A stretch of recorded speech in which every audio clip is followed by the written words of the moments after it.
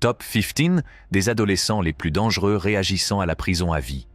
Êtes-vous prêt à assister aux réactions horribles de certains des jeunes les plus dangereux qui purgent une peine de prison à perpétuité? Avez-vous une idée de ceux qui leur passent par la tête lorsqu'ils réalisent qu'ils vont passer le reste de leur vie en prison? Comment font-ils face à la gravité de leurs actes? Rejoignez-nous pour explorer les profondeurs inexplorées de leur esprit et découvrir leurs réactions inattendues. Stuart Harling, comptable stagiaire de 18 ans, a commis un crime odieux en 2012 en prenant en embuscade Cheryl Moss, une infirmière de 33 ans, alors qu'elle faisait une pause cigarette derrière l'hôpital St. George d'Orange Church dans l'Essex. Harling, décrit comme un adolescent obsédé par la criminalité en série, a agressé Cheryl au cours de l'attaque. Les rapports de police ont révélé qu'il avait une fascination troublante pour les crimes violents et qu'il avait passé des heures à faire des recherches sur les criminels en série sur Internet. Au cours du procès, Harling a été reconnu coupable et condamné à la prison à vie, avec un minimum de 20 ans à purger. Les détectives impliqués dans l'affaire ne doutent pas que s'il n'avait pas été arrêté, Harling aurait continué à commettre d'autres crimes. Le mari de Cheryl Moss s'est dit soulagé que le responsable de sa mort ait été arrêté rapidement, ce qui a permis d'éviter d'autres pertes de vies humaines. Courvoisier Sims. À l'âge de 15 ans, Courvoisier Sims a commis un crime tragique en prenant la vie de 2 autres adolescents en 2015. Il a plaidé coupable à 2 chefs d'accusation de meurtre au second degré et a été condamné à une peine de 70 à 120 ans de prison par le juge du tribunal de district du comté de Douglas. L'incident s'est produit lors d'une transaction d'armes à feu, lorsque Sims a été soupçonné d'un volume et a réagi avec violence, agressant les 2 adolescents. Il a exprimé des remords devant le tribunal, s'excusant pour cette tragédie et déclarant qu'il n'avait jamais eu l'intention qu'elle se produise. Sims devra purger une peine minimale de 35 ans avant de pouvoir bénéficier d'une libération conditionnelle. Son avocat a fait valoir qu'il avait agi sous l'effet de la panique lorsqu'il a cru que l'un des adolescents était armé. Damon Kemp, un jeune homme de 19 ans accusé d'avoir ôté la vie à ses compagnons adolescents, a connu un sort sinistre lorsqu'il a été amené dans la salle d'audience pour son enquête sur le cautionnement. L'une des mères endeuillées, Narissa Carter, n'a pas pu supporter le chagrin en déplorant la perte de son fils de 19 ans, Trey Ingram, qui a été cruellement tué. Au cours de l'audience, les agissements de Damon Kemp au tribunal ont suscité des inquiétudes et intensifié l'atmosphère morose. Il s'est mis à crier et à invoquer une puissance supérieure, ce qui l'a rendu inquiétant. Le juge a rejeté sa demande de mise en liberté sous caution, estimant qu'il existait un motif suffisant pour justifier son arrestation. Nicholas Cruz, l'adolescent responsable de la tragique fusillade de l'école de Parkland qui a coûté la vie à 17 personnes, a été condamné à la prison à vie sans possibilité de libération conditionnelle. Le tribunal a imposé des peines de prison à vie consécutives pour chacun des 17 chefs d'accusation pour lesquels il a plaidé coupable, ce qui lui assure une longue peine. Malgré la déception des familles face à l'absence de peine de mort, le juge a également prononcé des peines de prison à vie supplémentaires avec un minimum de 20 ans pour certains chefs d'accusation et la perpétuité sans possibilité de libération conditionnelle pour d'autres. Les gains financiers que Cruz a tirés de ces crimes ont également été bloqués et ses émotions sont restées absentes tout au long du procès. Gregory Brooks. En 2009, un crime horrible a été commis contre un couple de personnes âgées dans le nord-ouest de l'Indiana. Ruby et Milton McClendon ont été agressés et leurs corps ont été retrouvés abandonnés dans une réserve forestière, à environ 3 km de leur domicile à Calumet City. Le couple avait été cambriolé à son domicile, qui avait été laissé à l'abandon. 2 suspects ont été identifiés et ont plaidé coupables. L'un d'eux, Gregory Brooks Jr., âgé de 19 ans, a été condamné à 120 ans de prison. Le père de Brooks, Gregory Brooks Sr., a tenté de tenir son fils à l'écart des gangs, mais ses efforts ont malheureusement échoué. L'autre suspect impliqué était Rio John Thompson, qui n'avait que 17 ans à l'époque. Antonio Barbeau. À l'âge de 14 ans, Antonio Barbeau et son ami Nathan Papp ont commis un crime brutal en tuant la grand-mère d'Antonio, Barbara Olson, à son domicile. Ils ont utilisé une hachette et un marteau lors de cette horrible attaque. Antonio a été condamné à un minimum de 36 ans de prison, avec possibilité de libération conditionnelle à l'âge de 50 ans.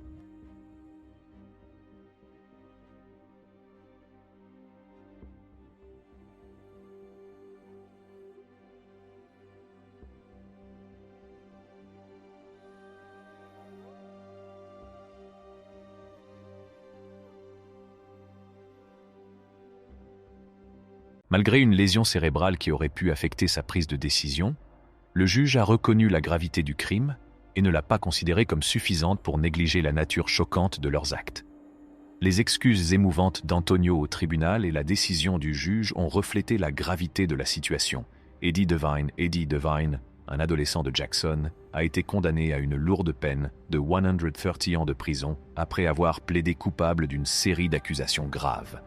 À l'âge de 17 ans, il a admis avoir commis 2 vols de voiture à main armée, 3 vols à main armée, 3 enlèvements et 2 coups et blessures.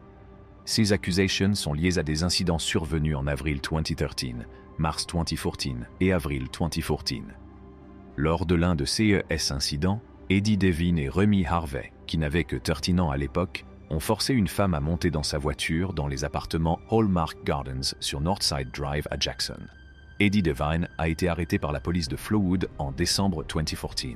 Lors de sa condamnation devant un tribunal du comté de Hinds, Eddie Devine a écopé de 30 ans pour agression, 30 ans pour volume à main armée et 30 ans pour enlèvement. Joshua Phillips. À l'âge de 14 ans, Joshua Earl Patrick Phillips a commis un acte tragique qui a coûté la vie à sa voisine et amie de 8 ans, Maddie Clifton, en novembre 1998. À la suite de cet acte, il a été condamné à la prison à vie sans possibilité de libération conditionnelle.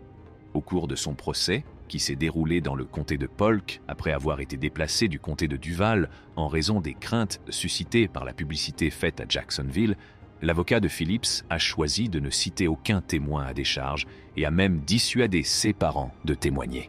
Phillips lui-même est resté silencieux pendant le procès, qui n'a duré que 2 jours. À la suite de ce crime tragique et dévastateur, Joshua Phillips passera le reste de sa vie en prison, sans possibilité de libération conditionnelle. George Stinney. George Stinney Jr. était un garçon afro-américain qui, à l'âge de 14 ans, a été condamné et exécuté pour les meurtres de 2 jeunes filles, Betty June Biniker, 11 ans, et Mary Emma Thames, 7 ans, à Alcolu, en Caroline du Sud, en mars 1944. Il était accusé d'avoir agressé et tué les fillettes. Le procès de George a été rapide et il a été condamné à mort sur la chaise électrique en juin 1944. La procédure judiciaire contre George a été entachée de graves irrégularités. Son avocat commis d'office, Charles Plowden, un commissaire des impôts qui se présentait aux élections locales, n'a pas contesté les 3 officiers de police qui ont déclaré que George avait avoué les crimes. Plowden n'a pas non plus contesté les 2 versions différentes des prétendus aveux de George présentés par l'accusation. En outre, le procès de George s'est déroulé devant un jury entièrement blanc qui n'a délibéré que tant minutes avant de le déclarer coupable. Le juge Philip H. Stoll l'a condamné à mort. Lionel Alexander Tate Lionel. Alexander Tate a la tragique distinction d'être le plus jeune citoyen américain condamné à la prison à vie sans possibilité de libération conditionnelle. À l'âge de 14 ans seulement, il a été reconnu coupable de la mort de Tiffany Eunick, une fillette de 6 ans, en Floride. L'incident s'est produit alors qu'il était seul avec Tiffany, qui était gardée par sa mère.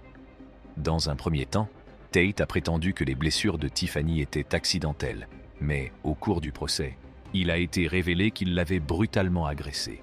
Malgré son jeune âge, le juge l'a condamné à la prison à vie, estimant que la nature du crime était froide et cruelle et non le fait d'un enfant enjoué. Dylan Schumacher.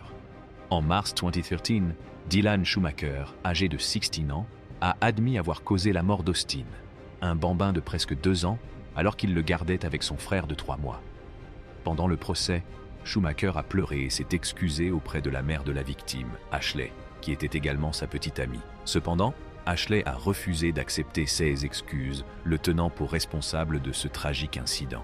Schumacher aurait agressé l'enfant et lui aurait donné un coup de tête, provoquant l'éclatement de vaisseaux sanguins dans son cerveau et une hémorragie interne. Il a prétendu qu'il n'avait pas l'intention de faire un tel mal, mais la Cour suprême et Ashley ont rejeté ses excuses. Il a été reconnu coupable par la Cour et a été condamné à la peine la plus sévère possible, 25 ans de prison à vie.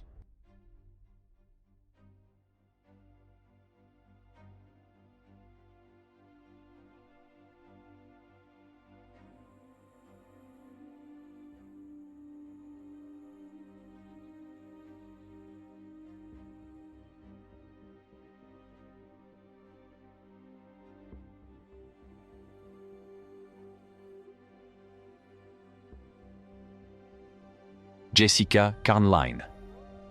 Jessica Carline, une jeune fille de 17 ans, a été impliquée dans un tragique accident de voiture au Wyoming Medical Center qui a coûté la vie à 2 personnes.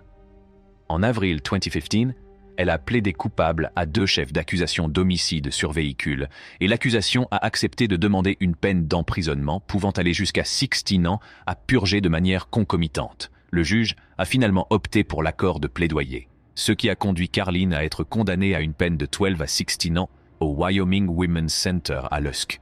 L'accident s'est produit lorsque le véhicule de Carline a franchi la bordure du trottoir et est entré en collision avec un panneau du bâtiment de l'hôpital, entraînant la mort de ses 2 passagers.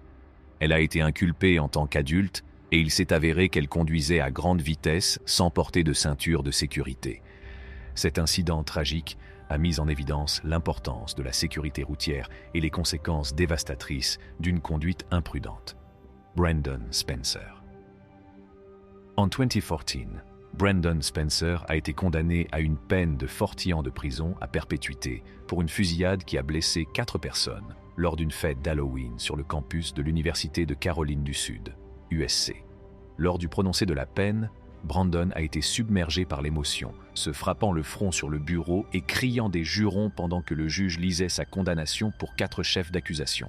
Son avocat a plaidé la clémence en mettant en avant son emploi d'agent de sécurité et ses aspirations à faire des études supérieures. Cependant, l'accusation a présenté Brandon comme un membre de gang ayant des antécédents de violence, en présentant des tweets comme preuve. La fusillade a été considérée comme le résultat d'une querelle avec un autre membre d'un gang, alimentée par une rivalité sur les réseaux sociaux. John Silva, âgé de 15 ans, a été reconnu coupable d'un crime au premier degré pour la mort tragique de Jerry Lee Alley Jr., âgé de 12 ans, dont le corps a été retrouvé dans une fosse septique, asséché 2 jours après sa disparition. Silva a été jugé comme un adulte et finalement condamné à la prison à vie, sans possibilité de libération conditionnelle, pour avoir ôté la vie au jeune Jerry. Il a fallu moins de 2 heures au jury pour délibérer et déclarer Silva coupable. Et il avait la possibilité d'envisager un chef d'accusation au second degré. La mère et la sœur de Silva ont pleuré à l'annonce du verdict, et elles ont sangloté pendant que le juge continuait à parler. Cependant, Silva est resté sans émotion et n'a pas réagi à la sentence. Roxana Sikorski. En octobre 2014, Roxana Sikorski, 15 ans, a commis un acte horrible en agressant son frère et en tentant de blesser ses parents et ses autres frères et sœurs. En 2016, à l'âge de 17 ans, elle a été condamnée à une peine de 10 à 20 ans de prison. Avant sa condamnation, sa mère a plaidé la clémence, soulignant que Roxana avait besoin d'une aide psychologique permanente et qu'elle était fragile, craignant l'impact d'une prison pour adultes sur elle. Le passé trouble de Roxana et le diagnostic de troubles réactionnels de l'attachement ont été pris en compte par le tribunal. Elle a semblé éprouver des remords sincères et s'est excusée auprès de ses parents de ne pas avoir répondu à leurs attentes. Roxana a conclu un accord de plaidoyer, plaidant coupable d'un chef d'accusation d'agression avec intention, ce qui a conduit à l'abandon de 6 autres chefs d'accusation. Son petit ami, qui a participé au crime, a été condamné à la réclusion à perpétuité pour 7 chefs d'accusation. Jacob Morgan, qui n'avait que 17 ans à l'époque, était sur le point d'être condamné à une peine de prison qui allait irrévocablement changer le cours de sa vie. Les événements troublants qui se sont déroulés en mars 2015 ont jeté un sombre nuage sur sa famille, car il a reconnu avoir commis un acte horrible qui a entraîné la mort de son demi-frère Joshua, qui n'avait que 14 mois à l'époque. Tout au long de la procédure, la famille de Jacob a fermement défendu l'innocence de son fils aîné. Sa mère, Julie Dover, a courageusement contesté sa culpabilité devant le tribunal et elle est restée à ses côtés avec un amour parental inflexible tout au long de la procédure. Ils ont déclaré que Jacob, qui est atteint d'autisme et a du mal à se développer, avait essayé de sauver Joshua des flammes, mais qu'il avait été arrêté par des voisins inquiets qui craignaient pour sa sécurité. Jacob est autiste et a du mal à se développer. Au cours d'un entretien de 5 heures qui n'a pas été filmé, les parents de Jacob ont brisé la confiance de leur fils en révélant qu'il avait eu du mal à lire et à écrire à un niveau élémentaire, ce qui l'avait rendu vulnérable aux attaques. Cette démonstration d'émotion était absolument déchirante.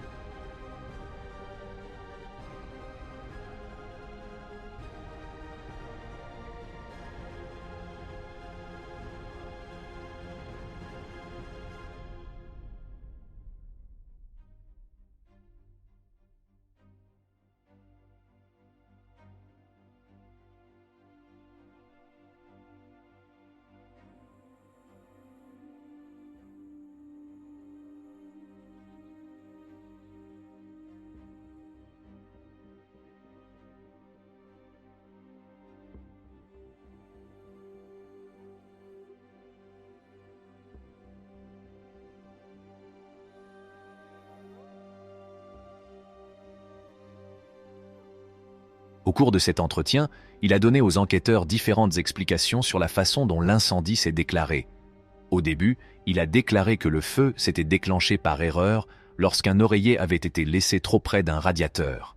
Plus tard, il a admis qu'il avait volontairement mis le feu à un coussin et l'avait ensuite jeté en l'air.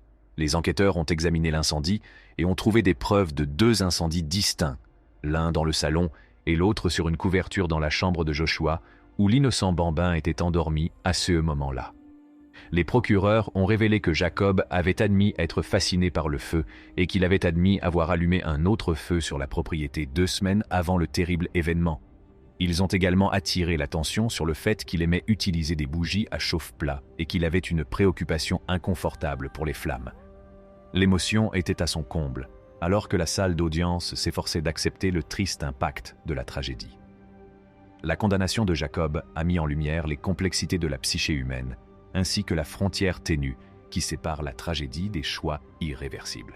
L'histoire de Jacob Morgan nous rappelle avec force l'importance de faire preuve de compassion, de compréhension et de soutien à l'égard de ceux qui sont confrontés à des problèmes de développement, ainsi que la nécessité de cultiver un environnement sûr pour toutes les personnes qui font partie de notre communauté.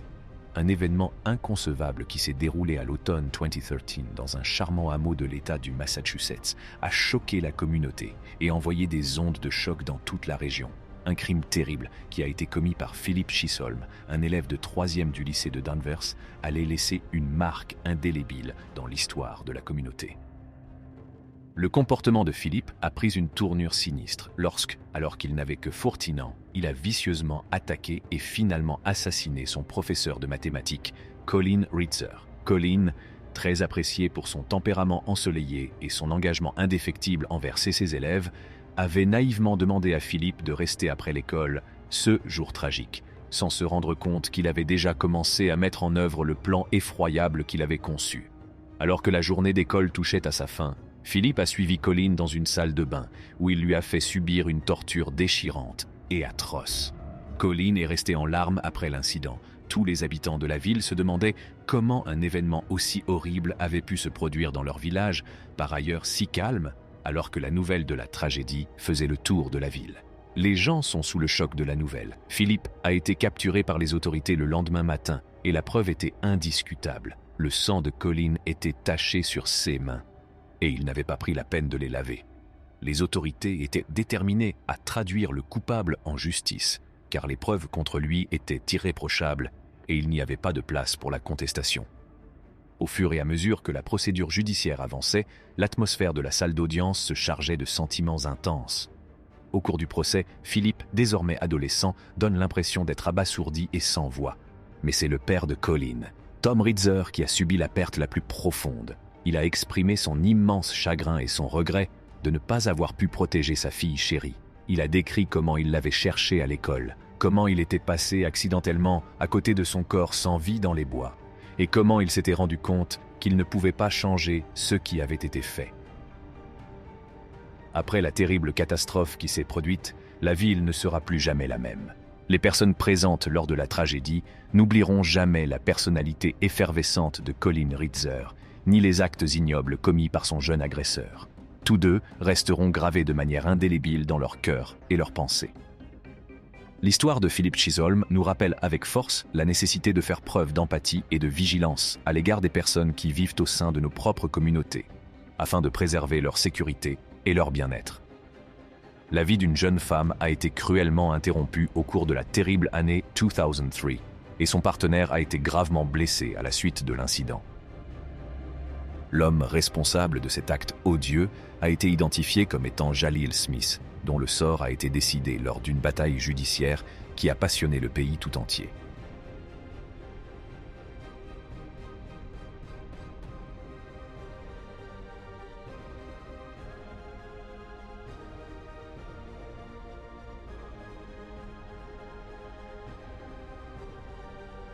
Alors que la décision tant attendue était enfin rendue, les familles des personnes impliquées dans l'affaire se sont retrouvées déchirées par toute une série de sentiments contradictoires.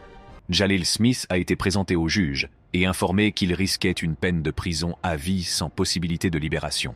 Au cours de l'audience de détermination de la peine, les émotions brutes se sont déchaînées. Ce qui a donné lieu à des explosions dramatiques et a même poussé Jaleel Smith à perdre l'équilibre et à tomber par terre à un moment donné.